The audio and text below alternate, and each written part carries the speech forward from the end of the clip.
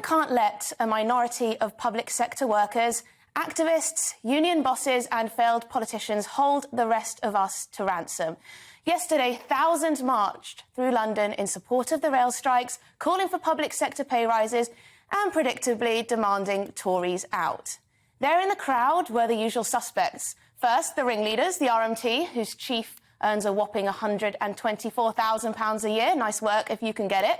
We had the socialist workers out in force, of course. What would a protest be without them? The teachers' unions, the BMA, all joined in the fun. And what would a protest be without Magic Grandpa Jezza Corbyn and Angela Rayner prancing about, grinning alongside activists, posing in front of every Defy Tory Rule placard they can find? And for what was meant to be a cost of living protest, at least that's how it was advertised, there were rather a lot of other causes being protested, weren't there? Trans rights now, end racism at work now, refugees welcome, the list goes on. They were all spotted there, weren't they? Of course, protest is a part of democracy, but a little bit of self-awareness wouldn't go amiss. Those threatening strike action are ever so slightly disingenuous, in my view. They know as well as anyone else that demand for rail travel simply has not returned to where it was pre-pandemic. Commuter habits have changed, and revenue remains around 80% of the 2019 figure. At the same time, costs have skyrocketed. They demand all existing jobs be maintained, that all its members should receive an inflation-busting pay hike. But let's get real. The state of the railway's finances simply can't withstand that. And let's remember, 40% of people in this country, taxpayers, never even use the railways. Why should they have to fork out for bumper pay rises for workers demanding special treatment? It seems to me that given taxpayers spent unsustainable amounts of money keeping essentially empty trains moving during lockdown, savings need to be made somewhere. The government's target of £1 to £2 billion of cost savings seems pretty reasonable to me. Something's got to give. The right to strike exists to protect working people from abusive employers and exploitation, not as a method to racketeer pay rises out of the general public's pockets.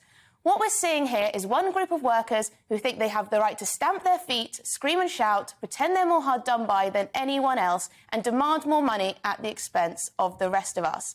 What's more, it's not even as if the unions represent the majority of the workforce. Last year, union membership fell to just 23.1% of employees. It's the lowest level since membership was recorded in this way.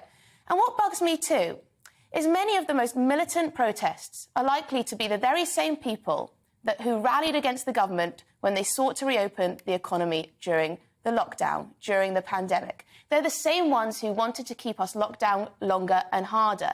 Judging by the placards on display, they also want open borders, more money for the NHS, across-the-board public sector pay rises, more foreign aid, the list goes on. Where on earth do they think this money comes from?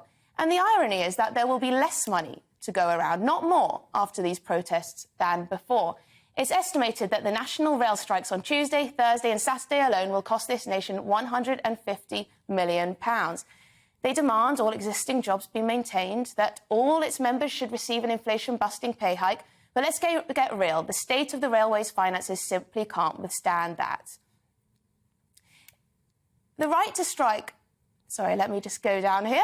This cue card here is just simply not working for me very well today. Let's go back to here. So, do those supporting the RMT actually care about the jobs of people in the hospitality industry, those people who work hard, who are poorly paid as well? They're going to take a tremendous hit, up to £1 billion, the industry has warned. Does the RMT care about their jobs? It doesn't seem to me that they do. People like Angela Rayner will happily stand in front of placards demanding across-the-board public sector pay hikes, but they'll never advocate any cuts to public spending or accept any trade-offs. The economic illiteracy is plain to see. The government should stand up to the unions and refuse their demands. Sometimes we have to accept trade-offs. I'll say it again. The government can't let the unions hold ordinary people and workers to ransom.